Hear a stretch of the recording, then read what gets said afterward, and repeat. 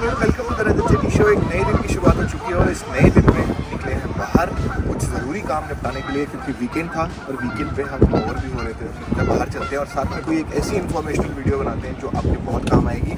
आज का हमारा टॉपिक रहने वाला है यूएस वीज़ा कैसे अप्लाई करते हैं। एक रियल लाइफ एक्सपीरियंस से आपको ये भी बताएंगे कि कैसे रियल लाइफ में आप यूएस वीज़ा अप्लाई करते हैं और जो अप्लाई करने के लिए क्या क्या प्रोसीजर आपको फॉलो करने पड़ते हैं, क्या क्या डॉक्यूमेंट्स चाहिए होते हैं। और आज की डेट में यूएस वीज़ा बहुत जल्दी मिल रहा है क्योंकि T20 वर्ल्ड कप यूएस में होने वाला है, तो उसके बारे में भी बताएंगे कि कितनी देर में ये प्रोसीजर कंप्लीट हो रहा है और कैसे ये प्रोसीजर आपको करना है।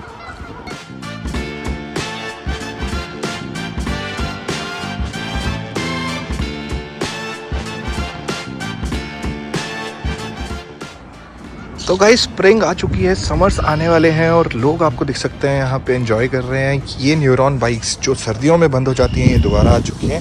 लोग इस पे राइड्स करते हैं और अपना मतलब एंजॉय करने के लिए इसको ज़्यादा यूज़ करते हैं। ये आप देख सकते हैं वाटरलू का मैप है जिसमें आप ट्रेल्स का मैप देख सकते हैं और साथ ही साथ जो ट्रांसपोर्टेशन है वाटरलू का वो देख सकते हैं कि कहाँ से क्या क्या इनकी ट्रांसपोर्टेशन सर्विसेज हैं। बट ट्रांसपोर्टेशन सर्विसेज की बात करें तो बहुत बढ़िया ट्रांसपोर्टेशन सर्विसेज हैं वाटरलू, किचनर, कैम्ब्रिज, तीनों जगह पे।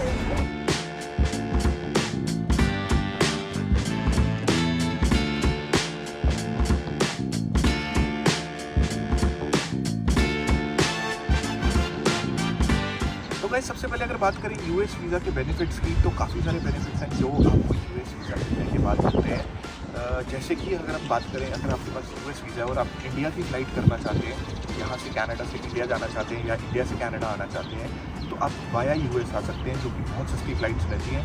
यहाँ से आपका ले ओवर अगर यूएस का रहता है तो वो आपको बहुत सस्ती फ़्लाइट पड़ेगी, या फिर अगर आपको ले ओवर वाली भी नहीं लेनी तो यहाँ से आप बाई रोड भी यूएस जा सकते हैं और वहाँ से फ़्लाइट बुक करके जा सकते हैं, जो कि आपको अराउंड 40,000 to 50,000 इंडियन रुपीज़ में पड़ेगी यूएस के किसी स्टेट से इंडिया में।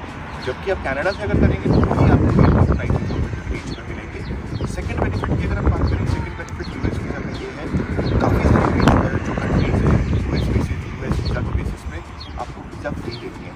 फॉर एग्जाम्पल, जैसे अगर हम दुबई जाना चाहते हैं तो अगर आपके पास यूएस वीज़ा है तो आपको दुबई के वीज़ा के लिए अप्लाई नहीं करने की ज़रूरत है। आप डायरेक्टली दुबई जा सकते हैं और वहाँ पे आपको यूएस वीज़ा के बेसिस पे वीज़ा मिल जाएगा। थर्ड अगर बेनिफिट की बात करें तो 10 साल का यूएस वीज़ा मिलता है। अगर आपको टूरिज्म के बेसिस पे भी आप लेते हैं, B1 B2 वीज़ा जिसको बोलते हैं, वो अगर आप लेते हैं तो 10 साल का वीज़ा आपको मिलेगा। 10 साल में आप कभी भी यूएस जा सकते हैं। मल्टीपल एंट्री वाला वीज़ा रहता है, तो आप कभी भी जा सकते हैं। आपको किसी से मिलने जाना है, आपके कोई रिलेटिव हैं, कुछ फ्रेंड्स हैं, या वैसे भी यूएस घूमने जाना चाहते हैं तो वो आप जा सकते हैं। बाकी अप्लाई कैसे करना है आगे चलते हैं बता दें।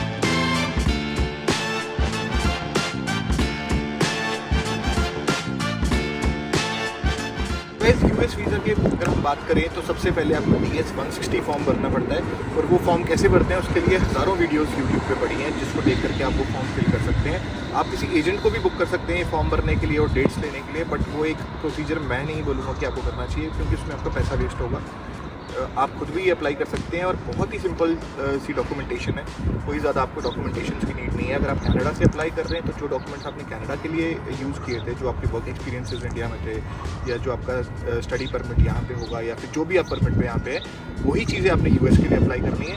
और वो अप्लाई करने के बाद आपको जो है डेट सेलेक्ट करनी होगी, इस डेट पे आप इंटरव्यू देना चाहते हैं। और वो डेट्स जो हैं आज की डेट में अगर हम बात करें तो 2-2.5 साल का एटलीस्ट बीच में गैप पड़ रहा है, जिसमें आपको इंटरव्यू की डेट्स के लिए 2-2.5 साल वेट करना पड़ेगा। और इसी को लेकर के लोग जो हैं काफ़ी एजेंट्स के पास जाते हैं ताकि वो जल्दी उनको डेट्स दिलवा दें, बट उसका कोई बेनिफिट नहीं है। खुद भी अगर आप रेगुलर पोर्टल पे चेक करते रहेंगे डेट्स को, तो खुद भी आप कर सकते हैं। जैसे मैं अपने पर्सनल एक्सपीरियंस में बताऊं तो मुझे जो डेट मिली थी वो फरवरी 2026 की मिली थी। जब मैंने यूएस वीज़ा अप्लाई किया था, मैंने अप्लाई किया था दिसंबर में, बट वो मैं ऑटोमेटिकली जब मैं पोर्टल चेक करता रहा तो वो डाउन द लाइन होते होते अभी मेरे पास सितंबर 2024 की डेट है, जैसे मेरे को इंटरव्यू के लिए जाना है। और अगर मैं रेगुलर और चेक करता रहूँगा तो हो सकता है 1-2 महीने और पहले ही मिल जाए।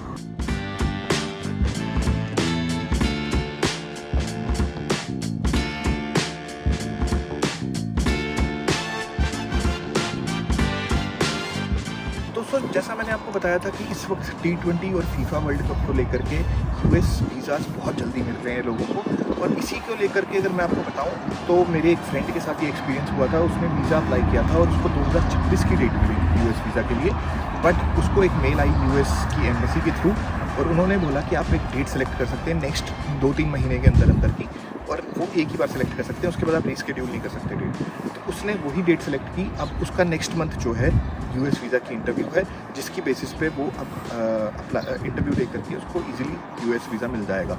सेकेंड, मैं आपको ये बात बताना चाहता था कि जब भी आप अप्लाई करें, ये नोट करके करें कि आपके पास कनाडा में रहने के लिए कोई स्टेटस होना चाहिए उस टाइम पे। या तो आप स्टडी के बीच में हो, या तो आप वर्क परमिट के बीच में हो। ये नहीं होना चाहिए कि आप स्टडी और वर्क के बीच में जो आपका गैप है उस टाइम पे आपका इंटरव्यू पड़े, क्योंकि उसके बीच में अगर पड़ेगा तो वो आपके लिए प्रॉब्लमेटिक होगा, क्योंकि उस टाइम पे आपके पास कोई स्टेटस नहीं है यहाँ पे।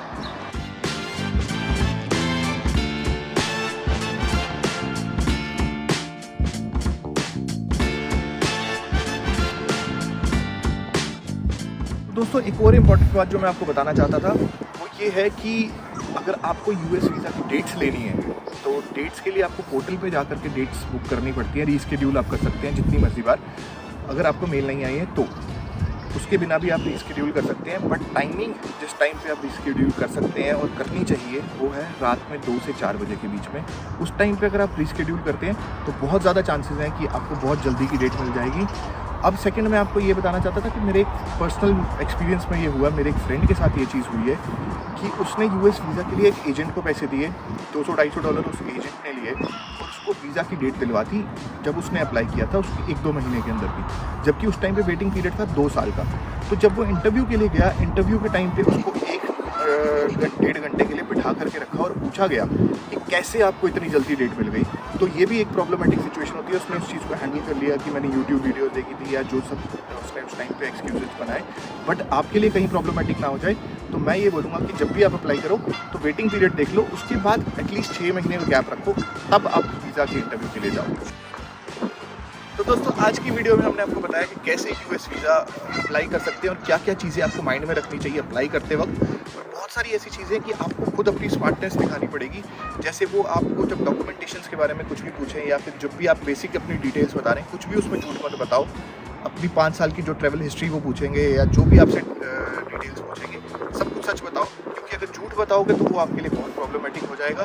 बाकी अगर आपको इस टॉपिक के रिलेटेड कोई क्वेश्चंस है तो कमेंट्स में ज़रूर लिखिए। कमेंट्स में हम आपको आंसर ज़रूर करेंगे और डिस्क्रिप्शन में हम आपको लिंक्स भी डाल देंगे जहाँ से आप यूएस वीज़ा अप्लाई कर सकते हैं। बाकी वीडियो कैसी लगी ये भी कमेंट्स में बताइए। ऐसी और इन्फॉर्मेशनल वीडियोज़ के लिए, एंटरटेनिंग वीडियोज़ के लिए हमारे चैनल के साथ जुड़े रहिए। इस वीडियो को लाइक करिए, शेयर करिए और हमारे चैनल को बहुत ज़्यादा सब्सक्राइब करिए और सपोर्ट करिए ताकि हम आने वाले टाइम पे ऐसी और वीडियोज़ बना सकें।